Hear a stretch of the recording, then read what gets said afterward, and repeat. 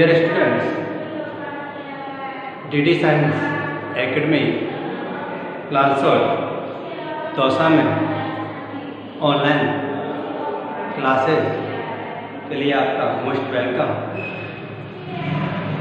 आपके लालसोट क्षेत्र में DD साइंस एकेडमी में लाइव क्लासेस सुचारू रूप से चल रही हैं। आप उनको भी आके लाइव क्लासेस ले सकते हो, विद्यालय में भी आके देख सकते हो और कुछ स्टूडेंट की ज़रूरतों को देखते हुए आपके विद्यालय परिवार में आपके YouTube चैनल के द्वारा इस प्रकार से topic by topic video upload की जा रही है। तो ये वीडियो यदि आपको अच्छी लगती है तो आप इनको सब्सक्राइब जरूर करें, सब्सक्राइब करना नहीं भूलें।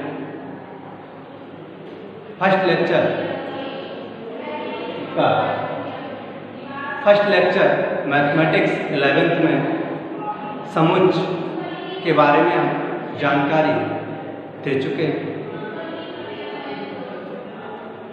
मैं सुदामा फायदा मैथमेटिक्स लेक्चरर आपके लिए सेकंड लेक्चर के बारे में यहाँ पर बताएंगे। आपका टॉपिक है समुच्च के प्रकार, क्योंकि समुच्च इस फर्स्ट लेक्चर में आप समुच्च के बारे में, कुछ समुच्च की प्रॉपर्टीज़ के बारे में पढ़ चुके हैं। तो अब हम आपके लिए समुच्च के प्रकार के बारे में बताएं। मतलब समुच्च कितने प्रकार के होते हैं, किस प्रकार से इनका रिप्रेजेंटेशन। तो देखिए बेटा, समुच्च के प्रकार में पहला टाइप मैं आपके लिए बता रहा हूं,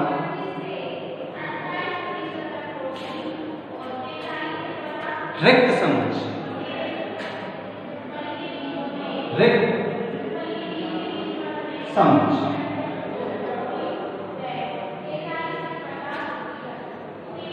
रिक्त समुच्च, इसको इंग्लिश में बोलते हैं एम्प्टी सेट या नल सेट, मतलब खाली समुच्च। एम्प्टी सेट या नल सेट रिक्त समुच्च। नाम से स्पष्ट हो रहा है कि जिस समुच्च में एक भी अवयव ना हो वह रिक्त समुच्च कहलाता है। अगर कोई भी अवयव ना हो,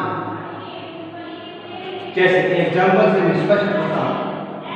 एग्जाम्पल ए बार एक्स सत्य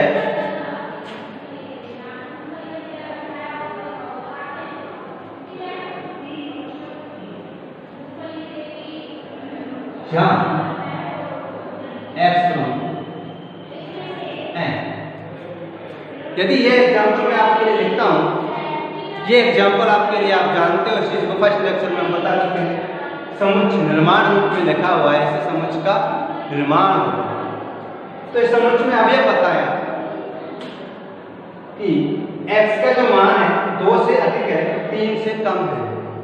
और जब x क्या है, नेचुरल नंबर, तो 2 और 3 के बीच में कोई नेचुरल नंबर होती है क्या? नहीं होती। तो कोई भी अवयव नहीं होगा। इसका मतलब ये हुआ ये रिक्त है, कुछ भी नहीं है, तो ये रिक्त समुच्च। रिक्त समुच्च को हम फाई से भी रिप्रेजेंट करते हैं। मतलब ऐसे भी लिखते हैं ए बराबर फाई। फाई यहाँ नहीं लिखना है, यदि फाई यहाँ पर लिख गया तो वो अवयव को रिप्रेजेंट करेगा, क्योंकि समुच्च में महिला कोष्ठक के अंदर अवयव लिखे जाते हैं। यदि यहाँ फाई लिख दिया तो वो आपका रिक्त समुच्च नहीं। क्या तो ऐसे होगा, मतलब इस रिक्त समुच्च को फाई से रिप्रेजेंट किया जाता है। आगे एग्जाम्पल आपके लिए बता रहे हैं।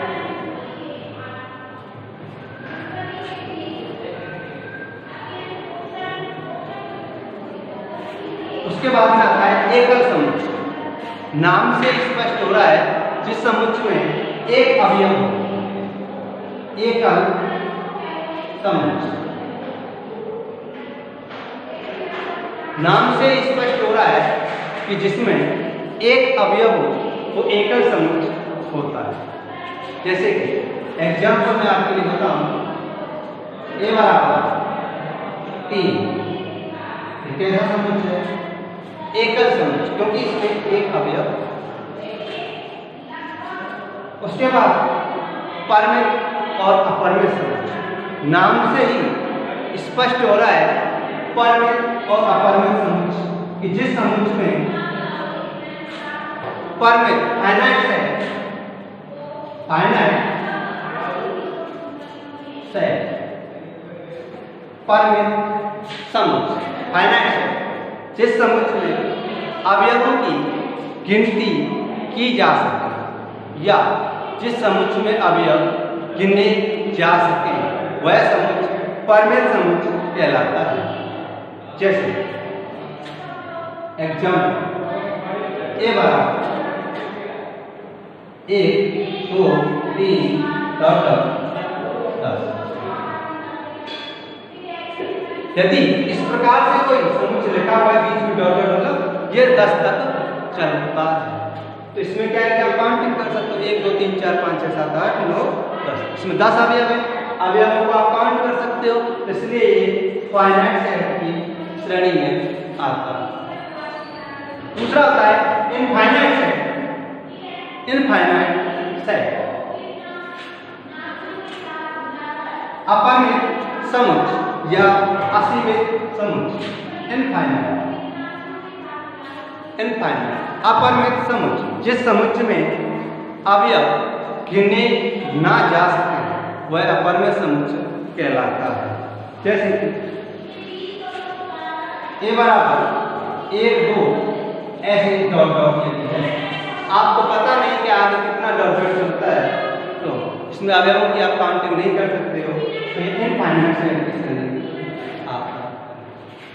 जैसे natural number, natural number, integer number, real number, rational number, irrational number सभी इनफाइनाइट की श्रेणी में आता है, क्योंकि इसमें नेचुरल नंबर में आप बताते हैं कि संख्याएं सभी 1 से अनंत तक चलती हैं। पूर्णांक संख्याओं में धनात्मक और ऋणात्मक सभी संख्याएं होती हैं। रियल नंबर में परमेय और अपरमेय संख्या सभी आती है। परमेय संख्या जो पिवट क्यूब के रूप में लिखी जाए, अपरमेय संख्याएं अंडर रूट की सभी संख्याएं अपरमेय संख्या होती है, मतलब जो पिवट क्यूब के रूप में नहीं लिखी जा। तो आप समझ चुके हो कि इस प्रकार से जो संख्याओं की समझ होती है समझ के रूप में आती है। ओके, क्योंकि इनको कैपिटल लेटर से लिखा हुआ है। परमेय संख्या को समझ, पूर्णांक संख्या को समझ, वास्तविक संख्या को समझ, परमेय संख्या को समझ, अपरमेय संख्या को समझ। अब आपसे एक बात कि रिक्त समुच्चय में कोई भी अवयव नहीं होता, तो रिक्त समुच्चय भी परमित समुच्चय की श्रेणी में आता है। रिक्त समुच्चय जिसमें कोई अवयव ही नहीं है तो वो परमित समुच्चय की श्रेणी में आता है। आगे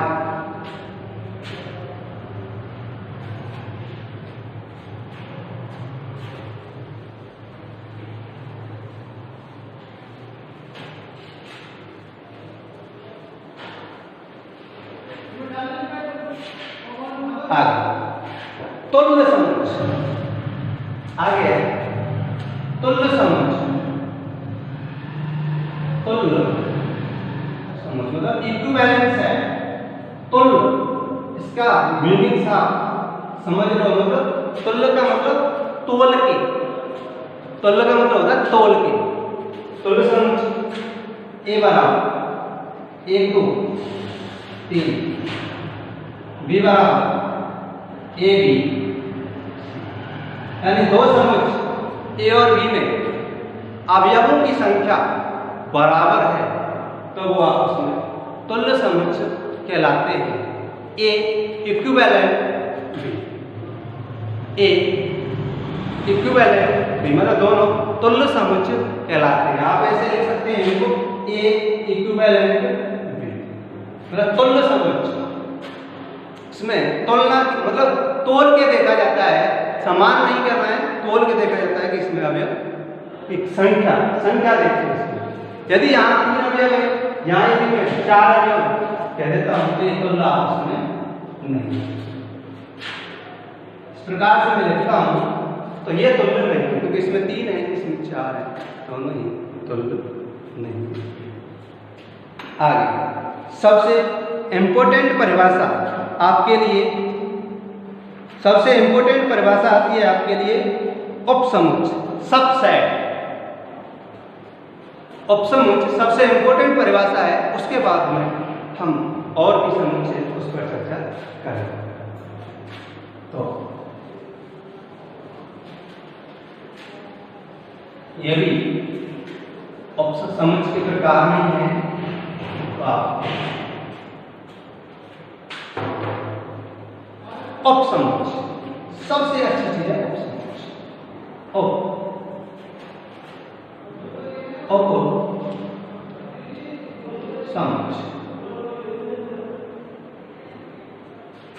इंग्लिश में इसको बोलते हैं सबसेट। सबसे अच्छी परिभाषा है और अच्छे से आपको समझना है। सबसेट हर जगह का मतलब सबसेट। तो देखो सबसेट क्या होता है। सबसेट 2 सेट लिए जाते हैं यहाँ पर, ए और बी। मैं आपको पहले एग्जांपल के द्वारा समझाऊंगा। 1 2 1 ये बी लेके चल रहा हूं। 1 2 3 4 5 इस यदि समुच्चय ए का प्रत्येक अवयव ए में विद्यमान है, यदि समुच्चय ए का प्रत्येक अवयव बी में विद्यमान है, यदि समुच्चय ए का प्रत्येक अवयव समुच्चय बी में विद्यमान है तो ए बी का उपसमुच्चय कहलाता है। इसका मतलब ये होगा, आप ये भी बोल सकते हो सेकंड परिभाषा कि यदि समुच्चय ए का प्रत्येक अवयव बी का भी अवयव है, समुच्चय ए का प्रत्येक अवयव बी का भी अवयव है तो ए बी का उपसमुच्चय कहलाता है। इसको हम इस प्रकार से व्यक्त करते हैं, ए सबसेट। इसको इस प्रकार व्यक्त करते हैं, ए सबसेट बी। इसे ऐसे बोलते हैं ए उपसमुच्चय बी का। एग्जाम्पल से आप समझेंगे, परिभाषा आपको बता दी। यदि ए का प्रत्येक अवयव बी का अवयव है, ए बी का उपसमुच्चय कहलाता है, ए सबसेट। नेक्स्ट